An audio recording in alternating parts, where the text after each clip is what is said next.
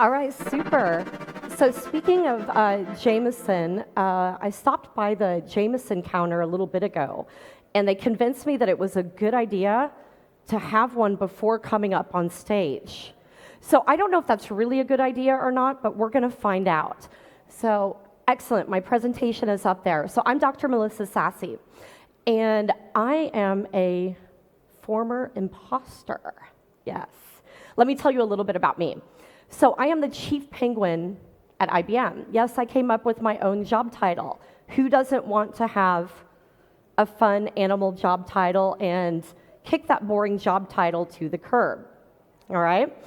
I'm also a founder and CEO. I've got my own youth-led nonprofit, and we've taught tens of thousands of young people to code in 12 countries. Been nominated for a few different UN awards. Gotten funding from the US government, Google, HP, SAP, and again, super excited that we've gotten nominated for a number of different UN awards. I've also got my own startup that's focused on ed tech. And one of the things I like to say is I'm an and not an or, meaning I create my own path. I've created my own jobs, and companies. All right, here's what I do. Anyone who's interested, I have to do my famous plug. So if any of you are a startup interested in joining my accelerator at IBM, there you go. There's the link. We're not here to talk about that today, but I promised my boss I would include the link. So here I am. All right, super. So I don't know about you, but whether you're a founder or whatever you are, you know, sometimes we like to think and we look around the room and wonder, is everybody smarter than me? I don't know if you feel that. I've felt it many times. Or how did I get here? You know, has this all been an accident? Am I really a founder? Am I really a CEO? Do I belong here? Do I know what the hell I'm talking about? So I, again, don't know about you, but sometimes I look around the room and I feel like, man, I'm super inadequate. Look at how much money that other founder has raised. Or when I put my corporate hat on, because I'm both an intrapreneur and an entrepreneur, so I'm balancing both, I look at it and think, am I a failed founder because I've got my side shimmy and my corporate job? Does that mean like I'm not a good enough CEO, that I can't just quit that other thing and like do the other thing full time? Or maybe when someone says to me, hey, Melissa, this is awesome. You did a great job on whatever it is. And I'm like, oh yeah, well, and I try to downplay my knowledge, maybe my skills or my experience.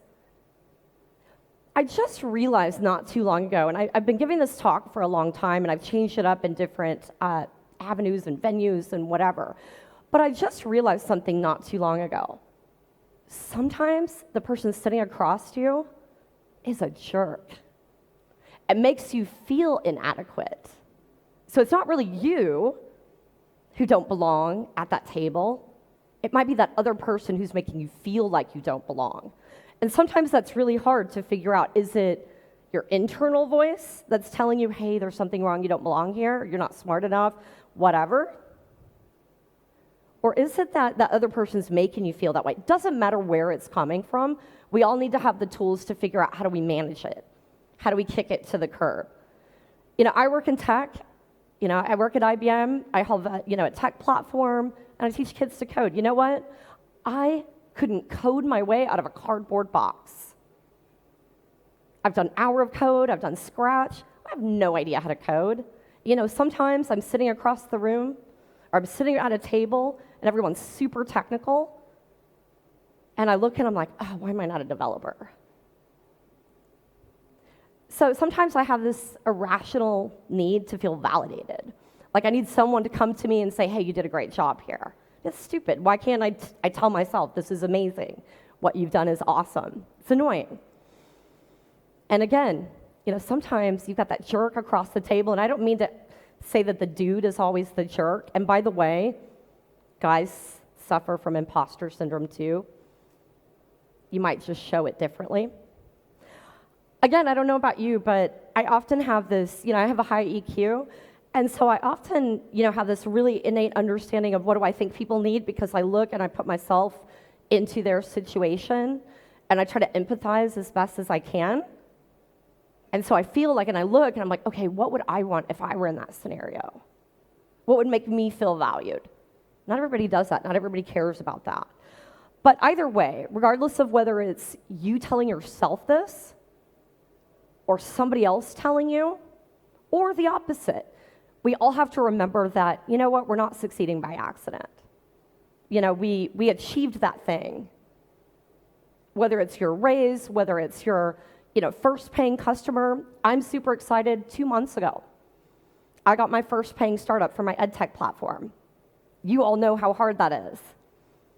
I got my first commitment from a friend. I was pitching to him, not really pitching to him, but saying, I want to practice my pitch for my new startup. Buddy of mine, serial investor, he's amazing, mentor, friend. And I said, Steve, I want to share my pitch deck with you. I want some feedback. So I go through it, and he's like, this is great, Mel. Congratulations on your first investor. I'm like, what the hell do you mean, Steve? He goes, me, you idiot. I'm like, what are you talking about? He goes, okay, you just landed your lead investor. I'm giving you $500,000. What are you talking about? So sometimes, things hit us by surprise when all we have to do is maybe take a couple steps back and believe in ourselves more. Like, I couldn't believe that this was happening, even though it was right sitting there, in front of my face. But again, it's really important that we recognize toxic people and behaviors. Ultimately, we've all got our own unique experiences, that secret sauce that makes us special. And even if you're sitting around the room, like I do sometimes, where I've got a crew of developers who are super technical, and they're digging into the weeds on this, that, and the other, and I'm lost. I have no idea what the heck is going on. I try to sit back and say, no, you're not meant to be the developer, Melissa. You're not meant to roll up your sleeves and build that app or build that technical solution or solve this problem. Your strengths are here, here, and here, and their strengths are there, there, and there. So again, if you feel like this, what you feel is normal. You might be shaking your head saying, you know what, that's right. How many of you think that you suffer from imposter syndrome? All right, super. How many of you kind of think, like, maybe now that you're hearing this a little bit more, that you might have also been around a jerk who kind of made you feel that way? But you kind of took a step back and you were like, wait a second, maybe it really wasn't me after all. And I know that's kind of hard to, think about, is someone deliberately doing that? And it's kind of hard to figure out, is it me or is it really them? Either way, we're not imposters. None of us are. However, I think that imposter syndrome and perfectionism are tied together. Because if you think about it, and I'll go back to, I don't know about you, but I often, look at something, I'm like, okay, I want to achieve this big, great thing, and I have this big goal of what I want to do. And if I don't achieve that exact thing, I'm a little bit bummed, thinking, oh, you know what? Instead of looking at it and thinking, you know what? Perfectionism isn't healthy. So what? I haven't gotten my $2 million that I plan to get, by the end of this month. So what? I got $500,000. That's super awesome. Sometimes good is good enough, and we have to remember that. We might set this big goal, and if we don't achieve it, who cares, really, at the end of the day? I mean, unless you can't eat and you have to sell all your things, then it's really bad. Then we got to figure that out. But again, sometimes good is good enough. So this is one of my mentors. This is Susan Betts. And, before I founded my nonprofit, before I started doing the work that I do now, which is run a startup accelerator. By the way, I have 100 startups in my portfolio. FinTech, health tech, insurtech, digital assets. Come talk to me if you do that stuff. My program is pretty cool, or I think it is. But before I started doing all this stuff, I had this job. I was working at Microsoft. I spent some time on Wall Street, and I had a good job, but I went in and I did the thing. And then I went home and I did my other thing. I didn't wake up in the morning fired up. Like, my job didn't fire me up. I wasn't changing the world. I didn't wake up and think, okay, I'm going to go do this thing and I'm going to solve these big, wicked challenges. No, it wasn't part of my job. And I was like, man, I need to figure but I didn't have a thing. I didn't really know what I was good at. I didn't really have a passion. I didn't really even have like this volunteer gig that I think connected to me. Maybe I gave some money here and there, but like nothing really woke me up and made me think I'm solving the world's wickedest challenges and I'm making the world a better place. No. Susan helped me figure out what am I good at, where can I make money, how do I believe in myself, and how do I move my career from here to there? And she also reminded me, no, Melissa, you're not an imposter. My last job before IBM, I was an impact investor. I built internet and energy access solutions around the world and brought digital skills to the newly connected. Who knows who the Dalai Lama is? Of course. So one of the projects that I worked on enabled the Dalai Lama to get access to the internet. That's not my claim to fame, but I'm kind of connected to that claim to fame, so hey, I'm going to stand up here and own that, right? All right. At IBM, this is my GM, and he called me one day, and he's like, I heard you keep talking about imposter syndrome. What the hell, Melissa? You are not an imposter, and if you ever think that you are, pick up the phone, talk to me, because you're not. All right. A lot of people feel that way. Seth Godin, lots of people. Neil Armstrong was once at a party. What am I doing here? There's a bunch of like Nobel Prize winners. He's like, I just went where I was told. Tom Hanks, 70% of us feel that way. So a lot of us. It makes us feel a whole lot of stuff. I don't know about you, but when I feel like I'm out of my depth, it just doesn't sit right with me. So it first became a thing in 1978. But again, I think that there's not enough credit given to that concept. And this, I think, impacts probably women more than men, sorry guys, that in terms of, kind of being in that situation where you're in a room and you realize there might be a jerk there. Not to say all guys are jerks, so please don't leave and boo me. I promise that's not what I'm saying. But again, it does impact both of us, all right? It impacts your salary. It impacts your career growth. It also impacts your access to capital. It impacts your promotability. It impacts everything that you do. So believing in yourself is critical. All right, so let's kick this stuff to the curb and let's talk about what to do. All right, first thing, origin story. Where does this stuff come from? And I know it sounds a little bit cliche to talk about, all right, let's go back to our childhood, let's think about our dad, our mom, or whatever. But I look at, my dad was a drill sergeant in Vietnam. He trained soldiers to go to Vietnam, and he ran our house like that. Later on, over another Jameson, I'll tell you all of the words he used as kids. And I realized, wait a second, 10 years old, that's the stuff I heard? It impacts me to this day. But hey, we got to embrace it. We also have to recognize what our triggers are. Are there certain types of people, certain situations, certain emotional states that kick it into overdrive? Ultimately, we have to embrace change. And that means changing those distorted narratives. Turning our negatives into positives. Recognizing when we're being irrational. Is what I'm thinking rational? Yes or no? And I know in the heat of the moment, it's hard to say, wait a second, is that really me? But we really have to think about what are our accomplishments? What are the things that we've actually achieved? Accept those internally within our head. So that again, are we being negative? Are we being positive? Is our thought, rational or irrational? And then it's kind of like that truth time of, all right, I'm going to own this thing that I feel. Even if someone is making you feel that way, ultimately you have a choice to feel that way or not, even if it's an external force that's bringing you to think these things about yourself. You're the only one who can really control this, all right? And I don't think we should ever shy away from embracing our vulnerabilities. I often talk about how my worst nightmare enabled me to find my superpower. We don't have enough time for me to go through that story, but real quick, my kids are victims of parental kidnapping. My kids were kidnapped when they were 13 years ago. I got one of them back finally. They're safe, they're healthy, we'll talk about it later if you want to grab me and hear more. But, it took me a long time to talk about some of these things, especially standing up on a stage. And it's hard, and sometimes how we feel inside is really hard to talk about in front of others that we feel like we need to have that hustle with, But I think it's important to be loud, proud, human, and own your vulnerabilities, and not be afraid to, that makes me uncomfortable, or, I'm a little bit scared right now.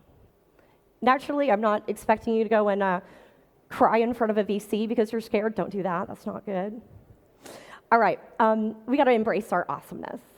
Again, take over those negative feelings, turn them into positives, make them more prominent. One thing that I often say is when I look at others, like, why haven't I achieved that thing yet? My buddy was sitting at lunch with his friend, and he got a $40 million check, and so then he went and quit his job. Wait a second, where's my $40 million check for my awesome idea? You never want to compare your chapter 5 with someone else's chapter 25. We got to take a step back and have self-care. Mindfulness is important.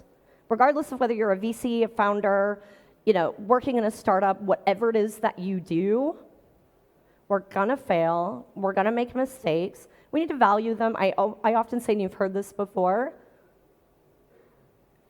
failure is really not a failure if you learn something, so embrace it, figure out what you learned. And again, don't set unrealistic expectations for yourself. Even if it is crazy, achievable, I often try to say, I want to, achieve this great thing. But even if it's, again, something a little bit less, so what? Again, sometimes good is good enough. I often write down the things that I need to do to make sure I take care of myself. I gained like 40 pounds in COVID. None of my clothes fit. I'm gutted. Totally gutted. I'm absolutely gutted. But you know what? Now I got a plan. I'm like, okay, fine. I got to get out and do the thing that I'm supposed to do. That means eat healthier. That means, go back to yoga, go back to the gym, stop drinking so much, even though I'm definitely going to have another Jameson. All right. Take on mini experiments. Get yourself out of your comfort zone.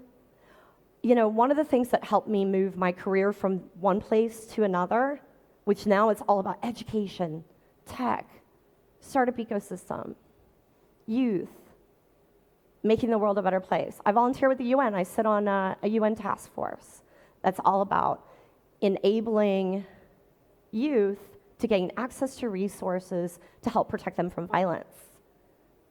I also am part of creating the world's first framework for what it means to be digitally skilled and ready. Imagine that. I'm not a developer, but I got it endorsed by the IEEE, the largest engineering organization on the planet. And often when the UN or the World Bank set something up, they ask me, what's your opinion? So again, take risks. Gather your Thrive Hive, meaning who's that group of people who are infectiously positive? There is time for constructive feedback and looking for people to help you learn, but sometimes you need your Thrive Hive. Your crew, your gang, your tribe, your friends who are, again, infectiously positive. No matter what, be you, authentically you, and again, let your vulnerabilities shine. Who cares if you're not perfect? Another thing that I try to do is think about what advice would I give a friend, and then not do the opposite of that, like actually do the thing I tell a friend to do. Because how many times do we do that? Way too often. And then the biggest thing is getting ready to do the thing, whatever that thing is. That means saying I got this, believing you got this, and then setting your intention to go out and do the thing. And step 10 is, as my friend Donna Sakar says, which, by the way, I stole some of this content from her. She knows that it's okay, so I haven't impostered my way through this. But as Donna Sakar says, she is the CTO of Microsoft's accessibility team, an amazing founder. Do the thing. If you didn't catch that link and you want to check out my program and not be an imposter, come find me. Here's the link. You can also hit me up on Twitter. I'm at Mentor Africa with a K. Oh, I did it right. 0. Okay, perfect. Thank you. Anybody wants to chat? I'm around. Thank you.